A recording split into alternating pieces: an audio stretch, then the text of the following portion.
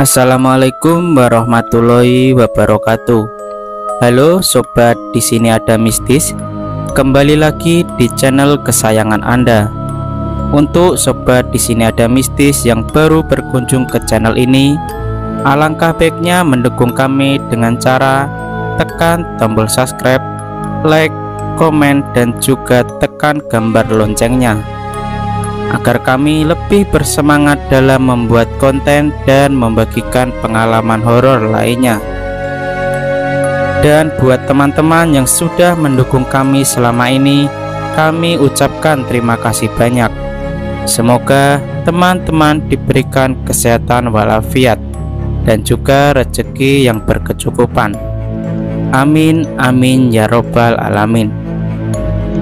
Sebelum kita lanjut ke ceritanya, mari kita berdoa menurut agama dan kepercayaan masing-masing.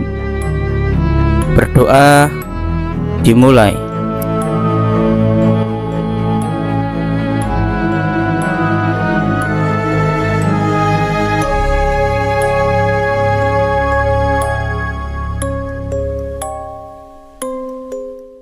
Assalamualaikum warahmatullahi wabarakatuh. Halo sahabat, di sini ada mistis. Dalam kesempatan kali ini saya akan melanjutkan cerita tentang sosok perewangan yang menyebabkan anggota keluarganya meninggal.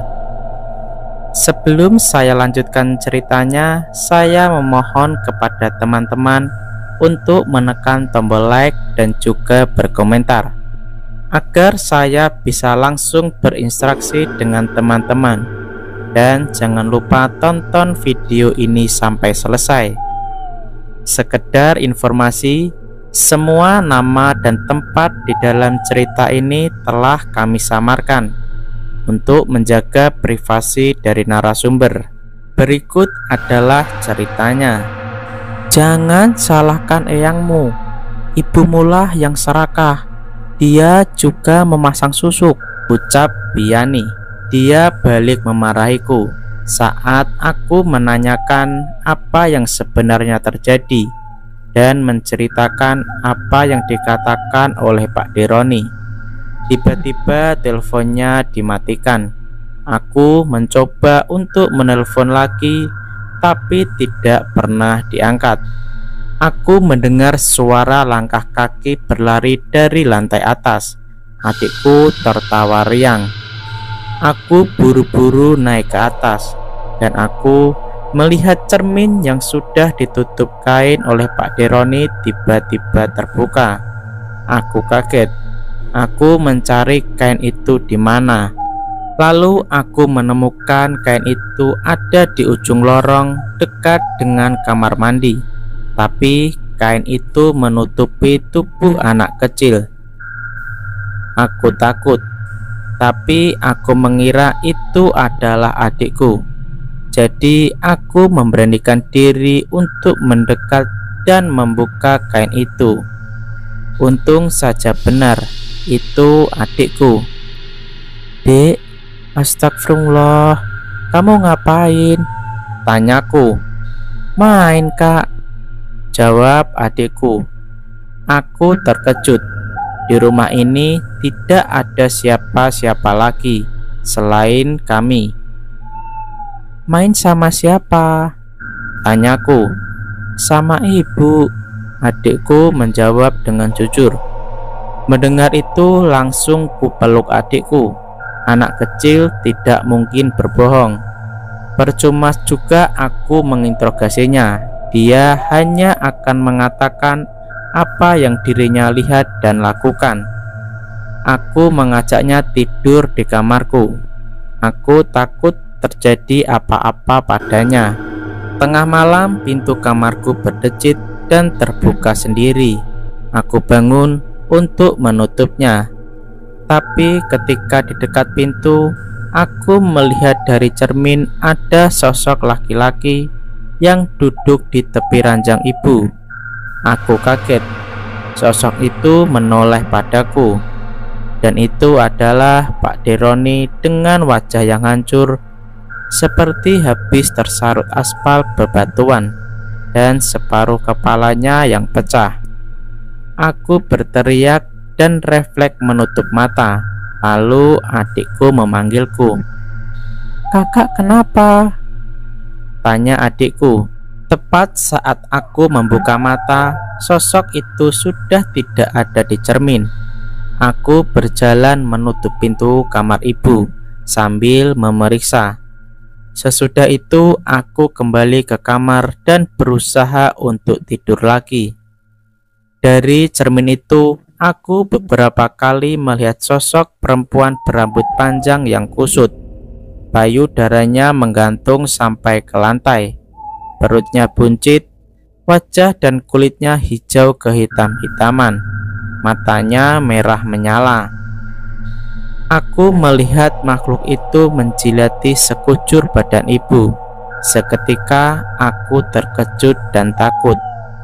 Aku pernah bermimpi, aku melihat ibu sedang memuja sosok mirip almarhum eyangku di gudang pekarangan.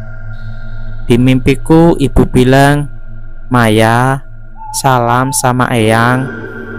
Walaupun itu cuma mimpi, tetapi seperti kenyataan. Eyangku tampak menjijikkan. Kepalanya yang besar, badannya yang kurus, dan dari mulutnya terus meneteskan air liur. Ku terus mengalami mimpi serupa. Jadi sampai sekarang aku tidak berani untuk memeriksa ke gudang pekarangan belakang. Aku tidak siap kalau harus menemukan hal-hal yang mengerikan. Dan si kakek yang waktu itu bilang kalau dia teman dekat bapak, dia datang lagi dan membawakanku satu kendi air. Kakek itu berkata bahwa air ini harus digunakan untuk membasuh ibu. Si kakek itu bilang ada susuk yang tertanam di tubuh ibumu. Itu harus dikeluarkan, tapi resikonya sangat besar. Jika tidak kuat, ibumu akan meninggal. Si kakek itu mengatakan masalahnya bukan hanya susuk saja, tapi perewangan eyangmu yang sudah menguasai tubuh ibumu. Aku sempat berpikir, mungkin makhluk hijau itu adalah makhluk perewangan ibuku. Semenjak aku memandikan ibu dengan air dari kakek itu, entah mengapa aku merasa ibu marah padaku. Suara lesung itu semakin sering berbunyi dan semakin nyaring. Setelah itu pasti ada sesuatu yang terjadi pada kami. Adikku pernah kerasukan sampai dia menggaruk-garuk kukunya ke tembok sampai berdarah. Aku melihat ibu dari cermin berdiri menyeringai kepadaku. Tapi ketika aku lihat, ibu masih berbaring. Pernah suatu hari ketika aku sedang menyuapi ibuku, dari cermin aku melihat sosok perempuan hijau dengan perut membuncit. Dia menempel di atas plafon. Dari mulutnya meneteskan cairan hitam pekat ke wajah ibu, sampai ibu gelagapan dan kesulitan untuk bernafas. Aku ketakutan, membutuhkan waktu untuk memberanikan diri dan menoleh. Namun ketika aku menoleh, aku melihat ibu duduk. Wajahnya nyaris menempel dengan wajahku. Ibu berteriak mengerang. Aku pun ikut berteriak karena kaget. Setelah itu ibu kejang-kejang beberapa saat, sampai akhirnya tenang sendiri. Aku hanya bisa menangis. Aku merasa bahaya yang besar akan datang pada kami. Hanya tinggal menunggu waktu. Aku takut, ya Allah. Semoga aku dan adikku selalu kuat dan dalam lindunganmu. Aku hanya bisa berdoa agar lesung itu berhenti berbunyi dan cermin itu tak lagi menampakkan hal-hal yang mengerikan. Jika saja ada cara untuk melepas susuk dan memutuskan perewangan itu, apapun akan aku lakukan. Terima kasih sudah mendengarkan ceritaku. Semoga kita semua selalu dilindungi dari mara bahaya. Aku mohon doanya untuk keluargaku. Oke, ceritanya sampai di sini dulu.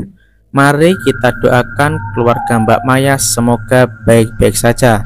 Amin amin ya robbal alamin.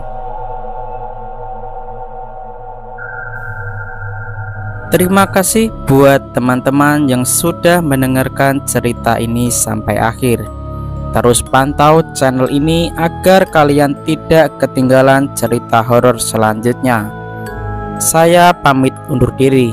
Salam dari kami. Wassalamualaikum warahmatullahi wabarakatuh.